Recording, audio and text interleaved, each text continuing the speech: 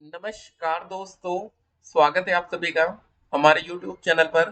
तो आज हम बात करेंगे डीएलएड एडमिशन 2025 लेटेस्ट अपडेट के बारे में। तो आज हमारी तारीख हो चुकी है 11 अगस्त 2025। आज की ब्रेकिंग न्यूज हम इस वीडियो में देखने वाले हैं।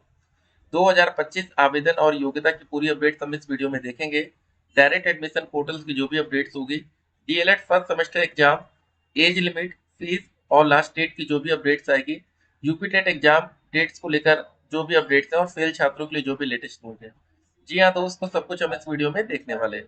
तो देखिए, सबसे पहले आज मंगलवार का दिन है, 12 अगस्त हमारी तारीख हो चुकी है।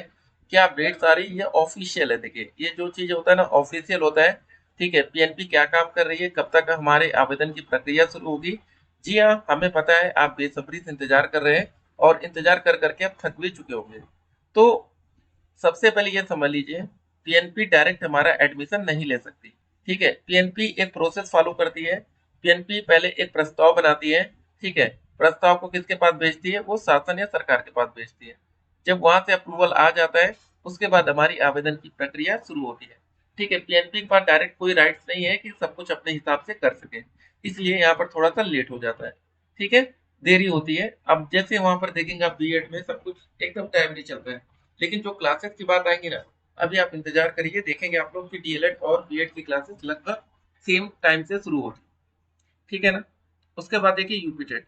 आगे चलकर आप लोग को डीएलएड में एडमिशन लेने के बाद यूपी टेट का एग्जाम देना है और सी टेट का भी एग्जाम देना है। ठीक है, न्यूज़पेपर के माध्यम से क्या अपडेट थे? प्रवक्ता के 1516 पदों पर भर्ती के आवेदन आज से शुरू हो रहे हैं। पुरुष शाखा में 777 और महिलाओं के लिए 694 पद हैं। ठीक है, प्रयागराज से अपडेट है, राजकीय इंटर कॉलेजों में प्रवक्ता भर्ती के लिए ऑनलाइन आवेदन मंगलवार से शुरू होंगे।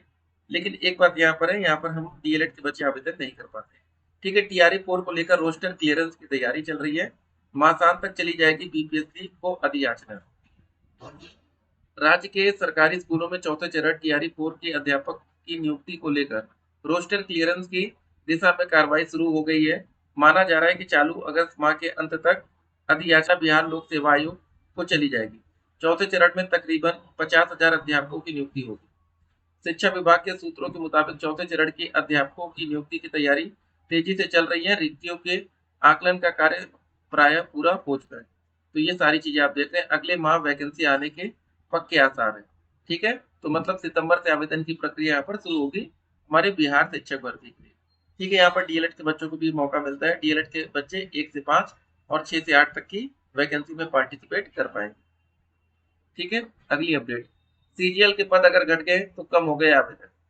2025 में 14,582 पदों पर भर्ती को 28.15 लाख बच्चों ने फॉर्म भरा था। 2024 में 18,000 जब पद थे तो 36 लाख से ज्यादा बच्चों ने फॉर्म भरा। देखिए, पहले पिछली बार 36 लाख, इस बार कितने हो गए? 28 लाख। ठीक है, पदों की संख्या में भारी गिरावट यहाँ पर देख रहे हैं। ठीक है ना। भर्ती परीक्षाओं के लिए अब 4 सेटों में प्रश्न पत्र बनेंगे। लखनऊ से अपडेट है, प्रदेश सरकार ने विधानसभा में उत्तर प्रदेश निजी विश्वविद्यालय द्वितीय संशोधन विधेयक पेश कर दिया। इसके तहत लोक सेवा आयोग की भर्ती परीक्षाओं को और भी फुल प्रूफ बनाने के लिए 4 सेटों में प्रश्न पत्र बनवाए जाएंगे।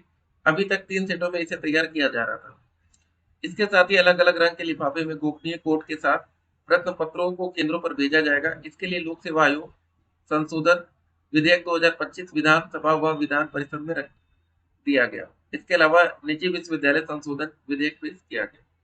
ठीक है, तो कुल मिला के दोस्तों, अभी हमारी आवेदन को लेकर कहाँ पर मामला फंस रहा है, कौन कौन से डॉक्यूमेंट्स की रिक्वायरमेंट होती है, वो सारी चीजें हमने आपको दे दी है। ठीक है, तो सबसे पहले आप आवेदन करेंगे। आवेदन करने के लिए 700 रुपए से लेकर 500 या जो भी रेट आपको लगेगा, ये पहला स्टेप होगा। फर्स्ट स्टेप, आवेदन करने के लिए मिनिमम ग्रेजुएशन की योग्यता होनी चाहिए। ठीक है, अगर आपका ग्रेजुएशन का रिजल्ट अभी तक नहीं आया तो आप आवेदन नहीं कर पाएंगे। ठीक है, इतना हो गया। मान लीजिए आपने आवेदन कंप्लीटली कर लिया, तो उसके बाद आता है दोस्तों हमारी रैंक कार्ड। यही हमारा एक तरह से रिजल्ट होता है और रैंक कार्ड के हिसाब से आप काउंसलिंग में पार्टिसिपेट करते हैं। ऑनलाइन काउंसलिंग कराने के लिए पहले 5,000 आपको देना पड़ता है और उसके बाद अगर आपके मन का कोई कॉलेज मिल गया तो 5,000 रुपये और देंगे सीट लॉक कराने के लिए। टोटल आपको 10,000 का पेमेंट करना होगा। लेकिन टेंशन मत लीजिएगा, 10,000 रुपये ये आपकी फीस से कट हो जाता है। जैसे मान लीजिए सरकारी स्कूल की फीस 10,200 है, आपने ऑनलाइन ही 10,000 पेमेंट कर दिया तो बाद में कितना देना पड़ेगा? मात्र आपको 200 रुपये में एडमिशन होगा। वैसे ही प्राइवेट कॉलेज की फीस 41,000 मानी जाती है। पहले आपने 10,000 दे दिया तो बाद में आपको 31,000 देके एडमिशन फाइनल। लेकिन बहुत से प्राइवेट कॉलेज है जहाँ पर कम पैसे में एडमिशन होता है। ऐसे कॉलेज को पता कैसे करना है, उसके लिए आपको कम से कम अपने घर से निकलिए, 3-4 कॉलेज के बारे में पता करिए और बात करिए कि सर कम से कम कितने में हमारा एडमिशन हो जाएगा, क्या फीस हमें देनी पड़ेगी, क्लासेस हमें करनी है कि नहीं, प्रैक्टिकल के नंबर कितने मिलेंगे, टीचिंग में क्या व्यवस्था रहेगी। कुछ सवाल आप जरूर जाकर वहां पर पता करिए। डायरेक्ट एडमिशन में भी ऑनलाइन काउंसलिंग होती है। जो बच्चे पिछली बार नहीं करे उनका एडमिशन नहीं हुआ, ठीक है, इस समय सारा प्रोसेस ऑनलाइन है। अदर स्टेट के बच्चों को मौका मिलेगा कि नहीं, बिल्कुल अदर स्टेट के बच्चों का स्वागत है, ठीक है, आप लोग जनरल कैटेगरी में माने जाएंगे, आपके लिए कोई भी आरक्षण का प्रावधान नहीं है। मिनिमम 18 साल एज लिमिट, ठीक है, आवेदन जब शुरू होगा कम से कम 2 हफ्ते का समय मिलेगा। बाकी चलिए मिलते हैं एक और वीडियो में, तब तक के लिए स्टे कनेक्टेड। और आवेदन की प्रक्रिया किसी भी समय शुरू हो सकती है, तैयार रहिए।